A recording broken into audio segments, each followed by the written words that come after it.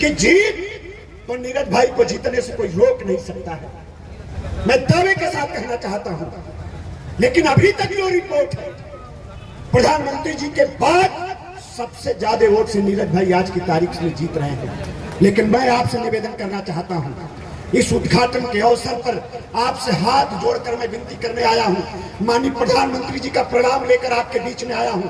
तो आज के बाद आपके आने की सार्थकता उसी में है कि यहां से संकल्प लेकर जाना कि आज से लेकर और मतदान के तारीख तक हमारे जीवन का एक एक क्षण मोदी जी और नीरज जी के नाम पर समर्पित रहेगा। आज घर पर बैठने की जरूरत नहीं है मित्रों, अगर इस संकल्प के साथ आप यहां से गए तो इतिहास बनने से कोई रोक नहीं सकता है। पूर्वांचल की धरती पर इतने बड़े अंतर से आप जीतेंगे और जमानत तो जब्त होगी, इन धोखेबाजों को जब्त होगी, समाज को गुमराह करने वालों पर जब्त होगी इनकी जमानत, हमारी मां बहनों गरीबों का हक हकूक मारने वालों की जमानत जब्त होगी। आज मैं कह के जा रहा हूं, आप इसको नोट कर लेना और उनकी जमानत ही जब्त नहीं करना है, वहां ले जाकर चौराहे पर खड़ा कर दो कि आगे आने वाले दिनों में आपके सामने लड़ने की हिम्मत न कर सके, इनकी हैसियत और औकात न रह सके, वहां ले जाकर उस चौराहे पर हम लोगों को खड़ा करना है। इसलिए मैं कहना चाहता हूं मेरे मित्रों, मैं निवेदन करना चाहता हूं कि ये लड़ाई आप आज कहां है, आज भारत कहां है, आप ईमानदारी से विचार करो और अपने सीने पर हाथ रखो। आज जो रोटी कपड़ा और मकान का जो संघर्ष है, गरीबों का,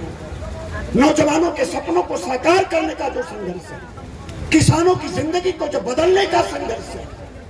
मां बहनों को सशक्त करने का जो संघर्ष है, आप सोचो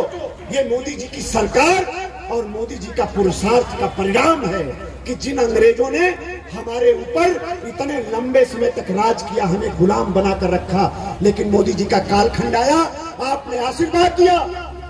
2014 और 2019 में, तो आज अंग्रेजों को भी पीछे छोड़कर आज भारत दुनिया की 5वीं बड़ी अर्थव्यवस्था बन गया है। आज पूरा जमाना, आज मोदी जी इसलिए परेशान है, रात दिन काम कर रहे हैं मित्रों,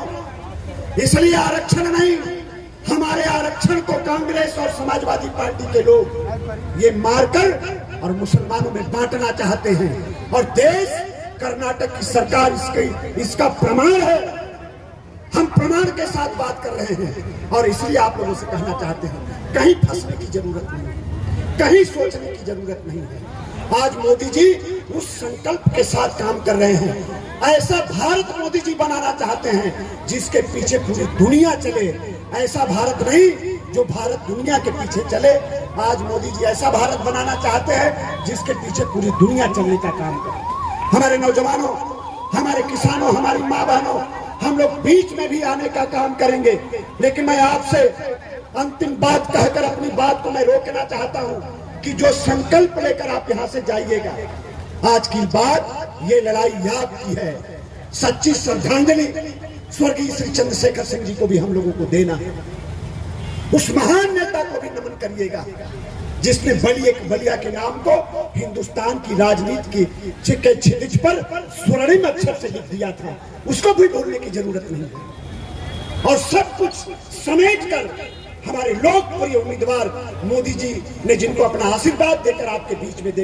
भेजा है, इतना वोट देकर भेजिएगा, वोट के रूप में आशीर्वाद देकर भेजिएगा कि पूरा देश आपकी जीत पर गर्व कर सके,